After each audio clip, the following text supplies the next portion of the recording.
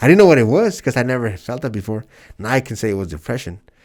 And I ended up trying to commit suicide as a 19-year-old kid, being away from home, not knowing what to do, not talking to people because I was always, keeping a lot of things to myself.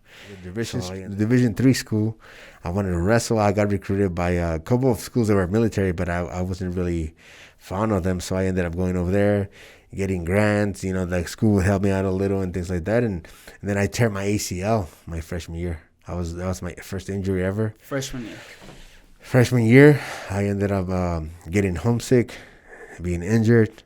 Then my parents were getting divorced. It was within that same time. Yeah, all those things were happening at the same time. I was away from home. I felt alone, and I went through a period of depression. I didn't know what it was because I never felt that before.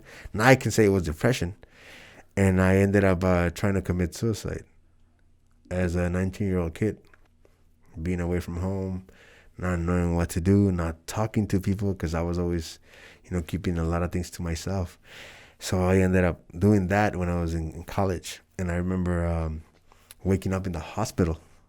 I drank the pills and a bottle of NyQuil.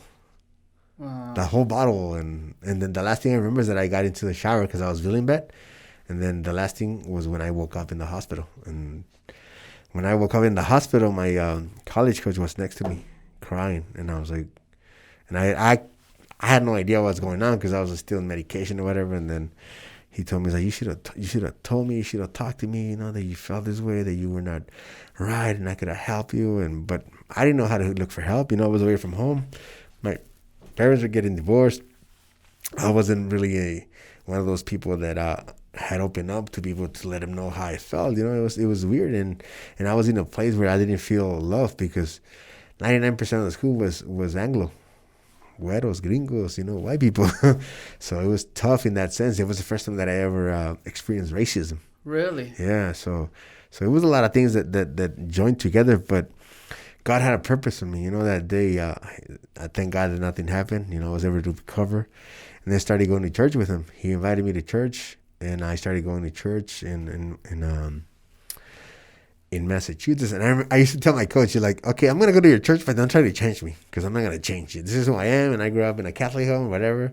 So I ended up, after the first year, he ended up not coming back with the second year. And I said, why not? It's like, I'm going to go study to become a pastor.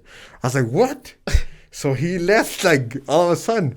So I ended up going back to school. And then the coach that was there before came back again. So me and him never clicked. So I ended up leaving the school after my second year, came back to El Paso, Juarez, started working with my dad. And that's when I started training for professional wrestling when I was 22 years old. Well, thank you for sharing. I just quickly want to go back. Looking back at this event, what are some of the things that you could have done different to avoid that situation? Talk to someone. What is something that maybe I think communication is the key. Sometimes as we grow up or when we tend to go through things, we keep it to ourselves, and that's what I've learned throughout my life. Now that I've gotten older, that I've been through things, that I went through a divorce, that I went through, things that are not pleasant. I've been able to communicate with my friends, with the people that I love, to express how I feel. And it's nothing wrong just because we're a man to express, how you feel, that if you're sad or if you want to cry, or nothing wrong with that. Because we grew up with that mentality of like, oh, you're a man, eres hombre, you shouldn't cry, you should be tough. Yeah, I'm tough. You can ask anybody, I'm tough. But I also have a heart. And my heart feels, and my heart cries, and like anybody else. And I think for me, that was the biggest lesson. To understand that in life, we're all human. It's okay to cry. It's okay to feel. I'm not a machine. And sometimes as men, or because we're jacked, or because we're this, or because we're that, we tend to keep it to ourselves because we don't want to show them that we're weak. And that's not weakness. Especially in our culture. Exactly. Right? Yeah. It's not weakness. That's not true.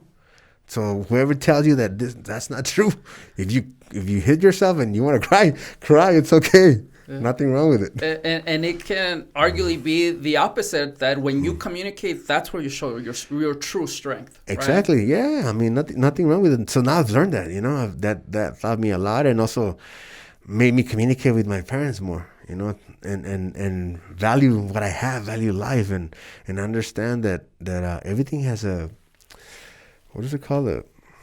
Una solución. Una respuesta. An answer, yeah. And they say the only thing that doesn't have an answer is death. But even death, if you believe in God, has an answer. So it depends on how you look at it, you know? And for me, that's been life experience that made me, you know, go through many things. And when I was going through a lot of struggle, when I was going through a lot of problems, it kept me going. I was like, everything has an answer. Maybe not what I want or not at the time that I want it, but it'll come. Wow. I'm so glad that you're talking about this, because a lot of people, like, this is maybe not something new that I'm sure a friend, someone close maybe talks about, but seeing someone like you that very successful, that has all these lights behind him and everything else go through the same thing, hopefully it impacts someone that might need it. So again, thank you for sharing your story, Senor. So let's